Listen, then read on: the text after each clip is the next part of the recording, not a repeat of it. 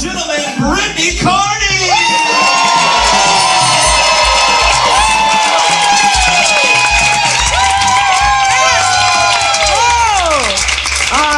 I think what's going on too, I can feel this thing sometimes when I'm, especially in a new environment, I can just feel that pockets of the audience are sort of nervous for me. Because I have an anxious energy, but I assure you, you're just projecting.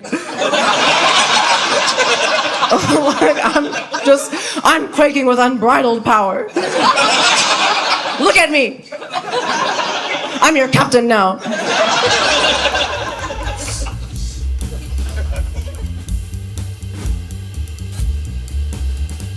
It's so cool to explore more of North Carolina. The last time I was in the South, I was in Tennessee, and I went to a gift shop where there were a bunch of white thongs on a shelf, and they had the Confederate flag on the crotch.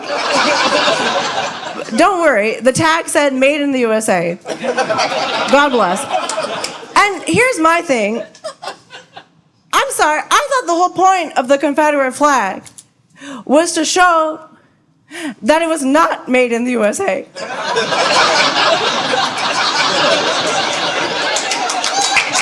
Like, the Confederate States of America formed in opposition to the United States of America, which is now the proud source and distributor of Rebel Panties. And I think that maybe I like to imagine in some sort of time warp that the president of the Confederacy, Jefferson Davis, like maybe if he came across these Dixie draws that are made in the USA, I think he would say, "No, ma'am."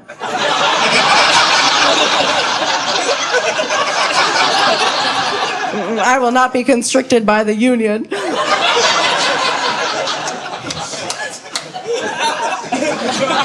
But anyway, I've been really thinking about what I think is the sexiest war. What's a sexy war? I think maybe it could be the Revolutionary War. January 6th. Come on, I love a beard.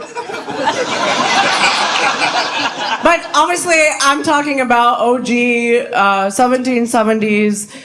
Our American Revolution, I think, is innately sexy because it was just so many guys from the tri-state area. And the whole thing with that was rejecting leaving and rejecting one form of power and then forming a new sovereignty. So, sub turns dom. However, I think that maybe a sexier war, if you think about it, is actually the Cold War. Because it was so much, will they, won't they?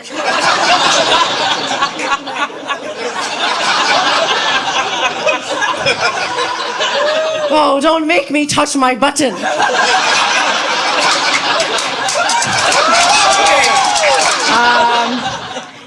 So I watched, there's this new-ish iteration of Lord of the Rings. There's a new series of it. And I don't know if you've seen it, but there's black hobbits now. At long last. The diaspora has spread to the Shire.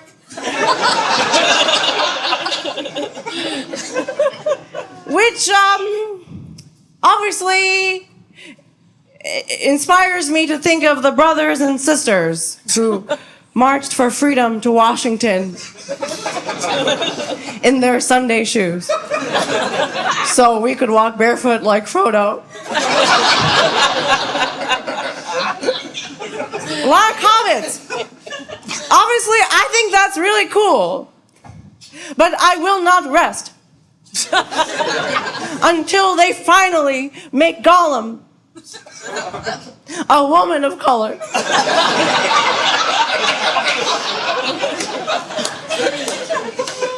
am seeking employment, so.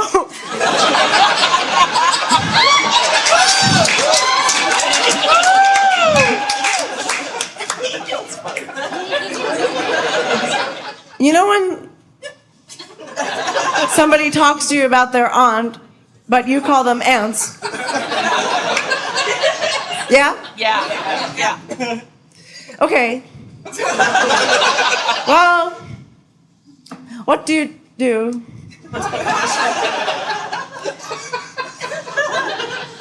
It's like, do you conform to their truth? Like a cuck. Or maybe do you stick to your guns? And whatever you grew up around, and you go kind of wild. Like you speak more freely. You know, with that flat vowel. Me, I don't know, I just kind of change the subject.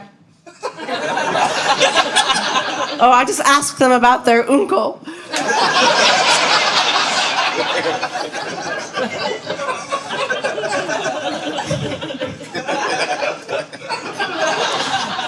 My first language was Japanese, which I know I don't look like, obviously, I look like my first language was Avatar.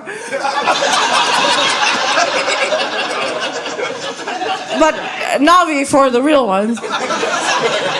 And the thing is, we moved when I was in the middle of 9th grade from Tokyo to Philly, like some kind of reverse Fresh Prince.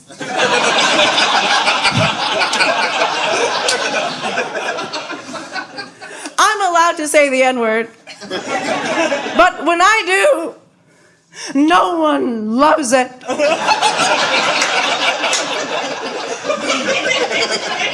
And I think it's because it always sort of comes out like a question.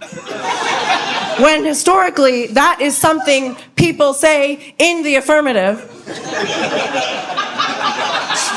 I'm serious. I think that there should be a self-help group for black people who just did not grow up around the N-word.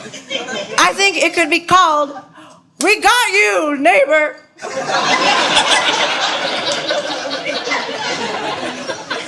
I'm like, "Hi, my name is Brittany, and my dad only wears LL Bean."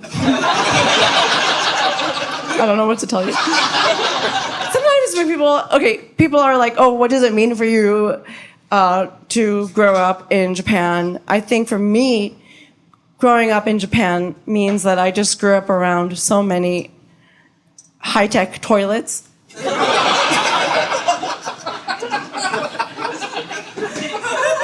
I don't know, maybe people have gone, there's a feature on a lot of toilets in Japan where if you press a button, it plays a rushing water sound to cover up natural bathroom noises. Yeah, it's a modesty button. A lot happened after the war. And my whole life, I genuinely thought this was so silly. You know, like, oh, we're in the bathroom. The jig is up. Why embarrassment? Right? But now, as an adult, if I have to pee within earshot of anybody, I always sort of silent stream strategically against the inside of the bowl.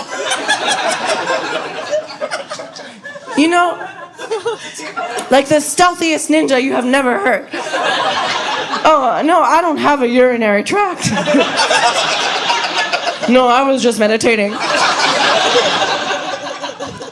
And you know what's wild is that recently I came across this book, and there's a German word specifically about not being able to pee because somebody can hear you.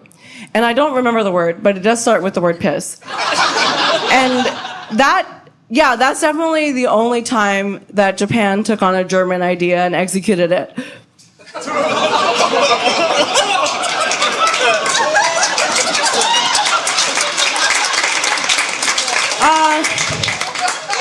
So the last last time I was in Japan was right before COVID. And I was, there's a lot to do in Tokyo. So I was in bed watching a public access show about learning German. It was Japanese to German. So fun with access powers. And the truth is that the only thing that I really retain from this show is one sentence. And that is this sentence. Das ist mein Pferd Romeo.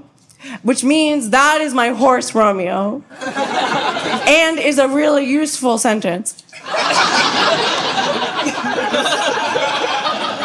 For the customs agent at Frankfurt Airport or going on a hunt in Vienna in 1816. But the thing, anyway, about Das ist mein Pferd Romeo, that is my horse Romeo, is I don't really understand the context or what it's about, but the story of it does change based on whatever part of it you're emphasizing, right? Because you could say, Das ist mein Pferd Romeo, that is my horse Romeo. Like your horse just won the Derby. That's my boy. Das ist mein Pferd Romeo. Or you could say, oh, ja, das ist mein Pferd Romeo. Oh, yeah, that is my horse Romeo. Where'd he go?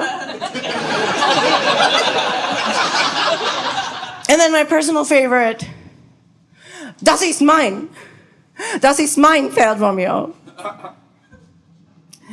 That is my horse Romeo, which implies the presence of several horses named Romeo.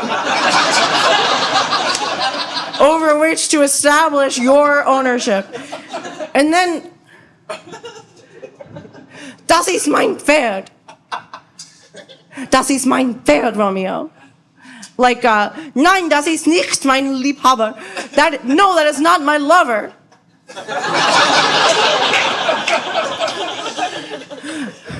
That is my horse.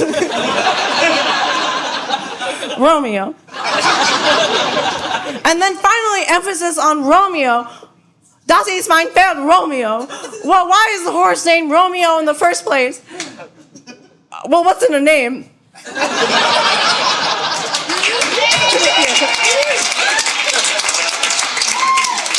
Thank you.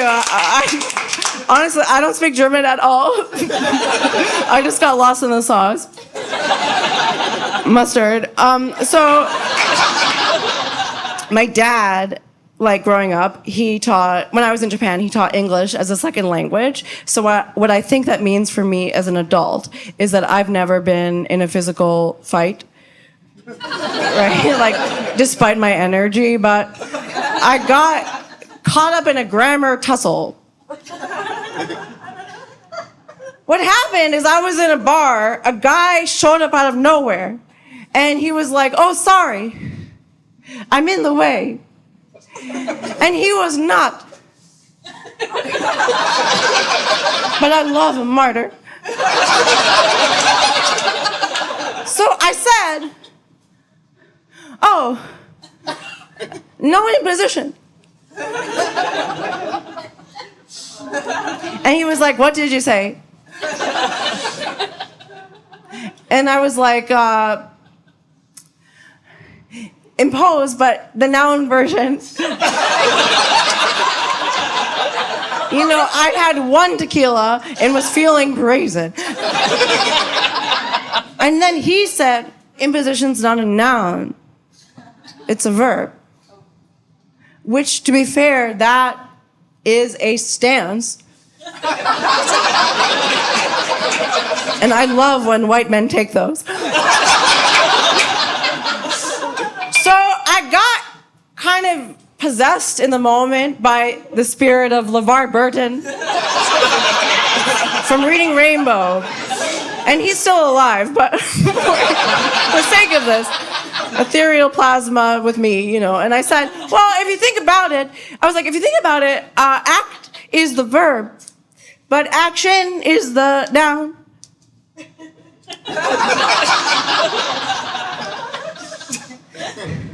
And he was like, okay.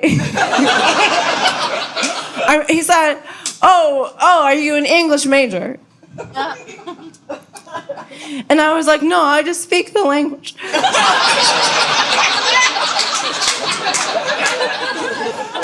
And he turned to a woman with whom he was on a date. She was at a bar stool, like near him, at the bar. He was like, yo, isn't a noun a person, place, or thing? And I felt,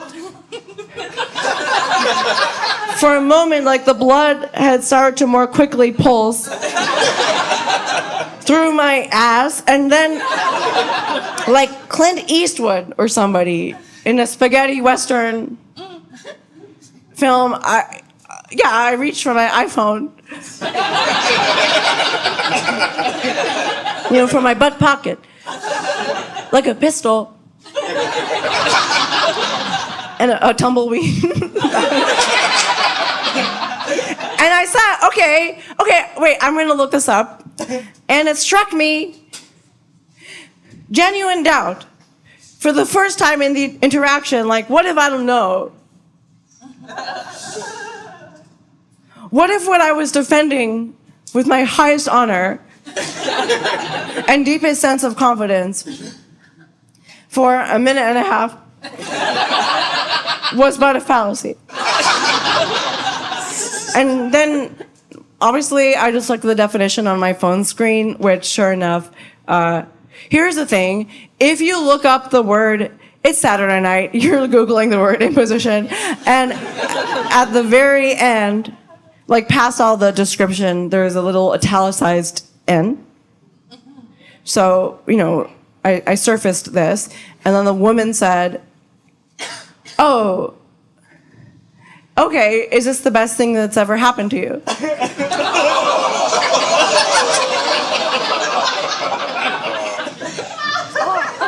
And I was like, oh, are we all gonna fuck?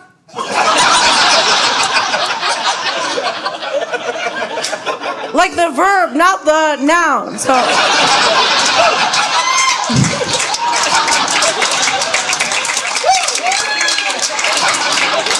Okay, it's nice to be in Raleigh. What I like about it, too, is that, it feels more, it's like kind of cool. Like, it feels pleasant today.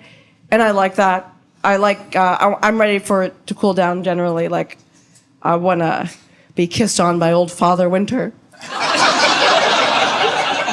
And here's the truth, is like, I like the cold. I'm also a real slut for precipitation. Especially if there's anything weird, like sleet. Yeah, that's gonna get me acting up. And one time, I was walking down the street, which, by the way, that is just a classic move. And it began raining really hard. And I didn't have an umbrella. But sometimes you just have to raw dog the sky. And I must have looked so physically awkward, scuttling along the sidewalk to find shelter, because a guy yelled at me from a curb, and he was like, "Get home safe, bitch!"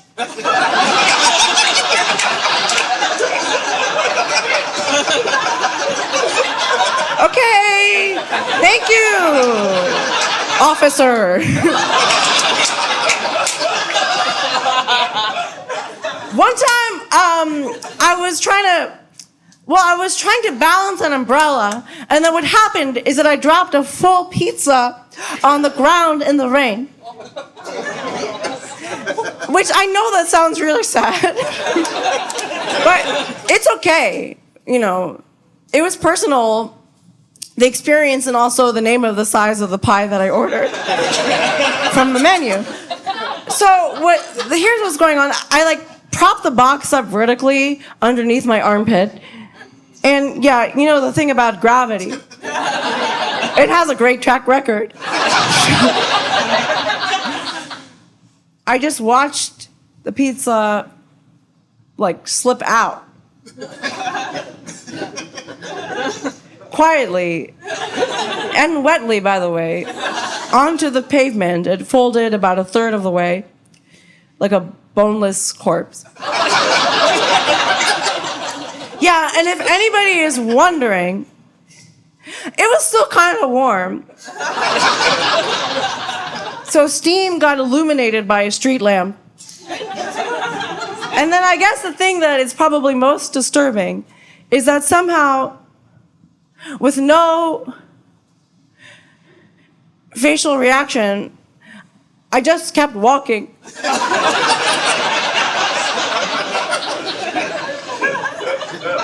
Like a clumsy assassin, just dead-eyed. And then I think it took maybe 2 more paces down the sidewalk to catch up to whatever that was, because I was like, oh, okay, right. I totally,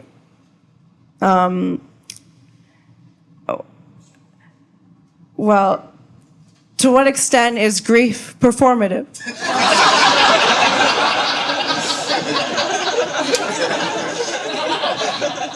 Like, does our external expression of loss only hinge on those who can perceive it? I'm saying, if you drop a pizza on the ground in the rain and no one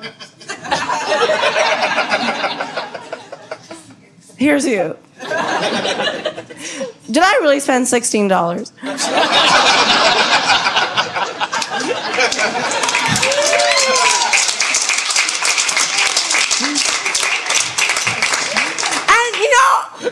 I think maybe it was just karmic punishment for getting corn as a topic.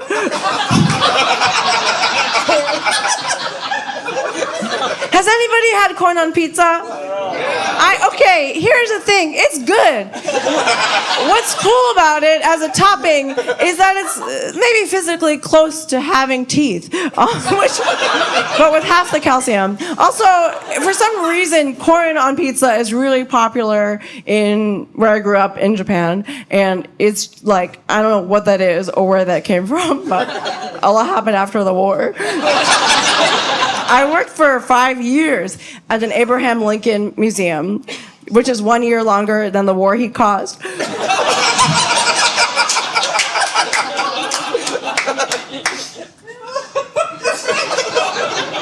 I have a master's in history, which is why I'm here, because, when you're in the humanities, you really want a secure backup like stand-up comedy. I saw that somebody had a t-shirt, and it said, eat pussy, it's vegan. Eat pussy, it's vegan. No, it's not. There's no way. I just don't think that makes sense. Huh? Excuse me, last time I checked, we're still animals.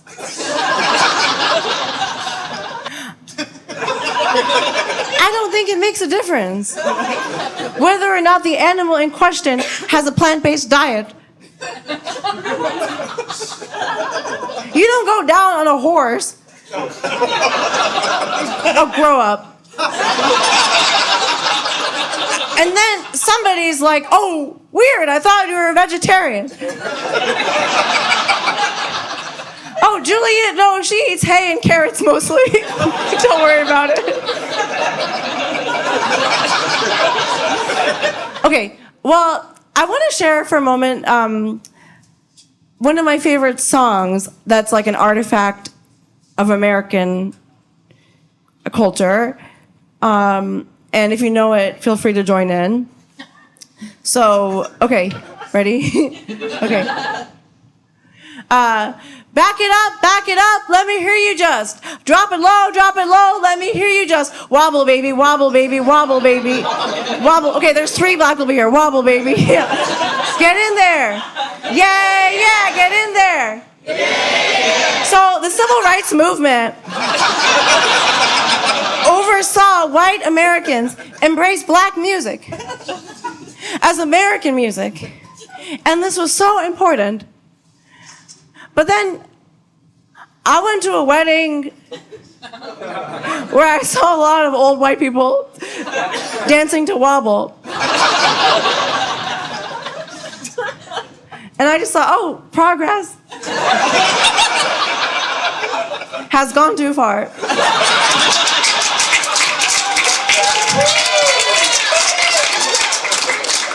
Dr. King said he saw a dream, not a mild nightmare.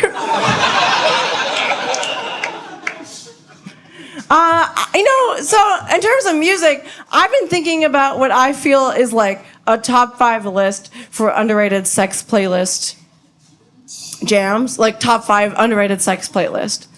Everybody's quivering in their loins to hear what I have to say, but this is how it goes as follows. Top 5 underrated sex playlist music. Number 5, Andean flute. Ooh, Andean flute. Number 4, Gregorian chants. Number 3, ominous, haunting organ.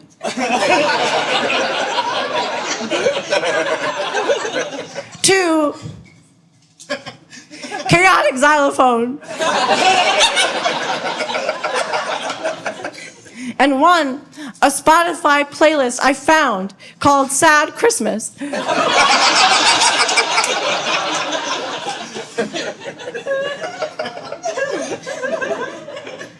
You know, I gotta say, I do think that Santa Claus is the ultimate daddy. My ex and I tried this out in the bedroom to be cute. And then we couldn't stop giggling. So the fantasy fell apart. And ultimately, so did the relationship. The whole premise, anyway, of Claus play is that whoever is Santa comes in shivering from the cold. And then you brush snow off their shoulder and say something like, "Oh, hi, Santa. Come in. Just in time. I've laid out some milk and cookies." And then if you're my ex, he's like, "Oh, are they gluten-free?"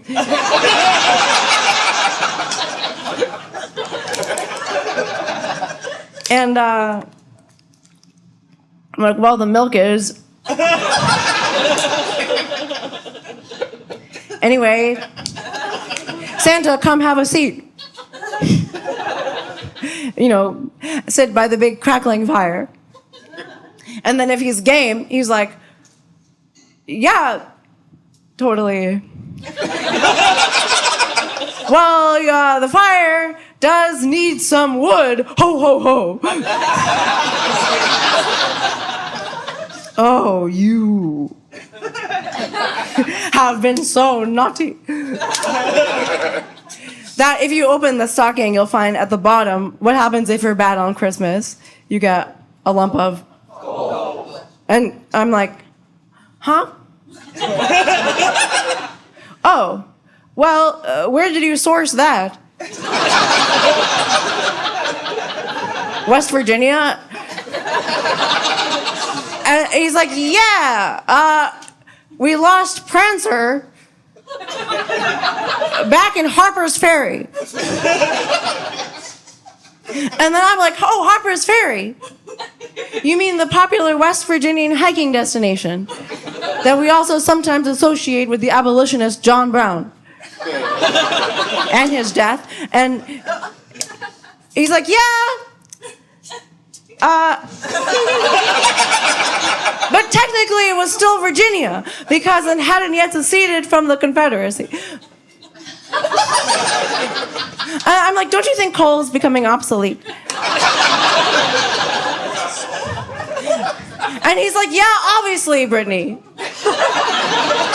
But you know, in some regional contexts, it can actually still be a lucrative form of fossil fuel." And I'm like, "Oh, well, that's a convenient stance to take. Here, in the North Pole."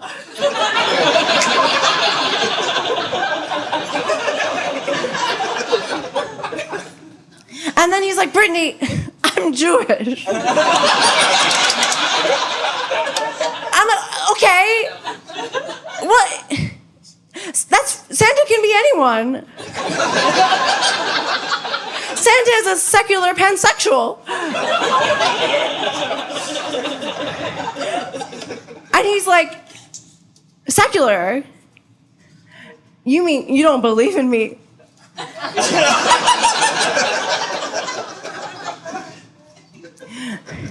No, I believe in you. I just don't have faith in us.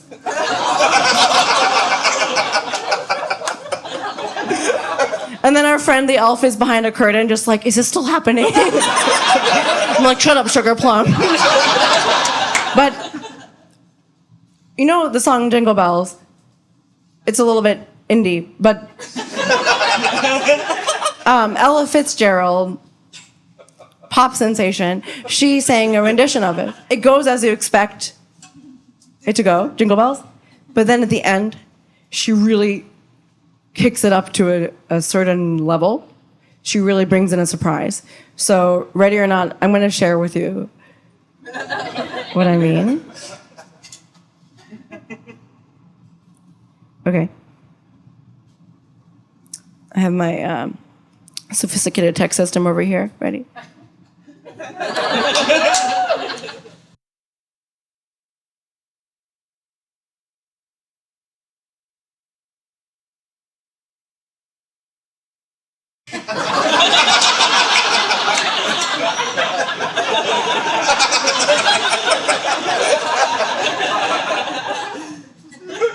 I'm just crazy about horses. She slips in like a little tab of ivermectin. You know, you could argue the song is supposed to be about the bells. But I just love it because I really like to imagine some music executive being like Mrs. Fitzgerald. How do you feel about singing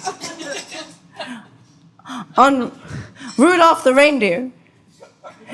And she's like, Rudolph, Reindeer. Nein, das ist mein Pferd. Thank you so much, Raleigh. I love you.